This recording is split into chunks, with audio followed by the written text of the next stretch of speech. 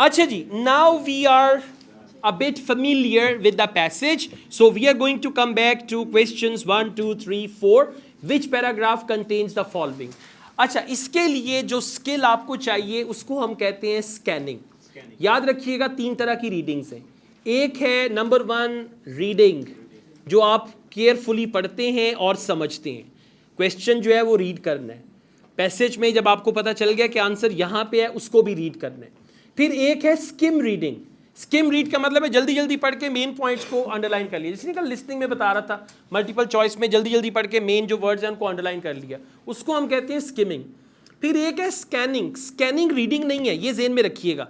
Scanning में आपने सिर्फ तलाश करना है। फर्ज करें 2015, देखना है कहाँ पे दिया हुआ है। फर्ज करें फ्रेंच का वर्ड है, आपने देखना है ये वर्ड कहाँ पे दिया हुआ है। तो scanning is not reading, scanning is only searching. आप पेंसिल घुमाएंगे, तलाश कर रहे हैं ये वाला वर्ड या इससे मिलता जुलता वर्ड कहाँ पे है, क्या है, एंड ऑल दैट। अच्छा, अब देखते हैं a description of an early time keeping invention affected by cold temperature. अब जरा जाइए पैराग्राफ ABCD में और कोल्ड टेम्परेचर का वर्ड स्कैन करें। Cold temperature,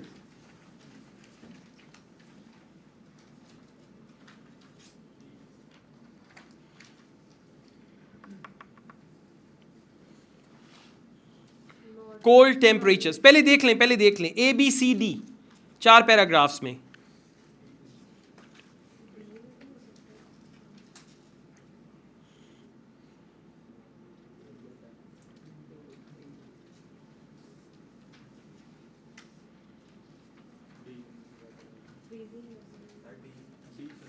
Why?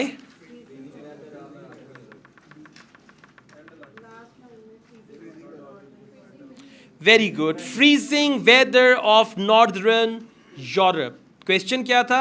Description of an early time keeping invention affected by cold temperature. अब invention क्या है?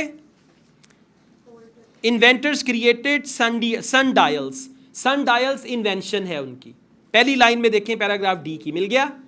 सन डायल्स इन्वेंशन है। और कोल्ड टेम्परेचर का second last line paragraph D की, although these devices perform satisfactorily around the Mediterranean, they could not always be dependent on in the cloudy and often freezing weather of northern Europe. Freezing weather की जगह पे word आ गया cold temperature. So question number 1 का answer क्या हो जाएगा?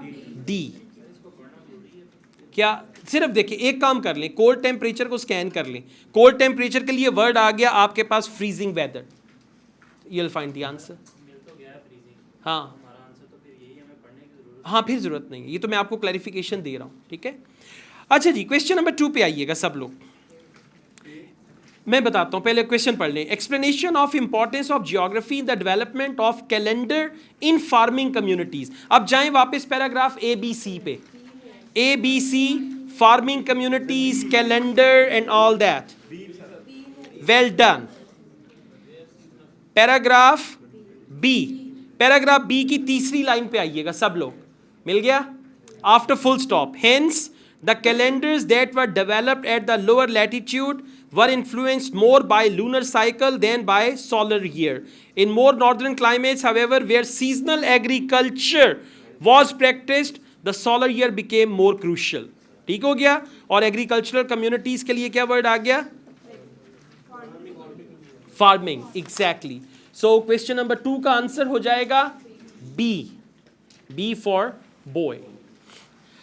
अच्छा जी, अब 3 है अ डिस्क्रिप्शन ऑफ द ओरिजिन। देखिए, पेंडुलम क्लॉक तो आपको हो सकता है 2-3 पैराग्राफ में मिले, उसका ओरिजिन देखना है, आया कहां से था।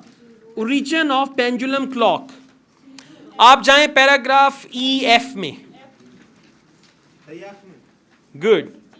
Earliest recorded weight driven mechanical clock was built, मिल गया, ठीक है। और ये क्लॉक जो है आगे चल के देखें, लास्ट लाइन में बोल रहे हैं by the 16th century a pendulum clock had been devised. By the 16th century a pendulum clock had been devised. तो ये उसका ओरिजिन बता रहे हैं कि 16th century में पेंडुलम क्लॉक जो है वो बना। मिल गया सबको? अब देखिए ना, अगर आप सिर्फ ये कहें पेंडुलम क्लॉक मिल गया तो आंसर मिल गया, नहीं। पेंडुलम क्लॉक का ओरिजिन, जहां पे ओरिजिन मिलेगा वहां पे आंसर होगा। So for question number 3 answer is F। ठीक हो गया। अच्छा जी, क्वेश्चन नंबर 4 पे आ जाए। Detail of the simultaneous efforts of different societies, 3-4 countries का नाम, to calculate time using uniform hours. अभी आपने पढ़ा है, बेबीलोनियन पढ़ा, जर्मनी पढ़ा, फ्रांस पढ़ा। Good good. पैराग्राफ, इटालियन का वर्ड नजर आ रहा है, जर्मनी का, फ्रेंच का, बेबीलोनियन का, ठीक है। तो ये क्या है? डिटेल्स ऑफ साइमल्टेनियस एफर्ट्स, कि सब लोग अपनी अपनी जगह पे कोशिश कर रहे हैं, डिफरेंट सोसाइटीज। अब जरा पल्ले बांध लें। सो डिफरेंट सोसाइटीज की जगह पे वर्ड क्या आ गया? French, Germany and all that stuff. Clear हो गया?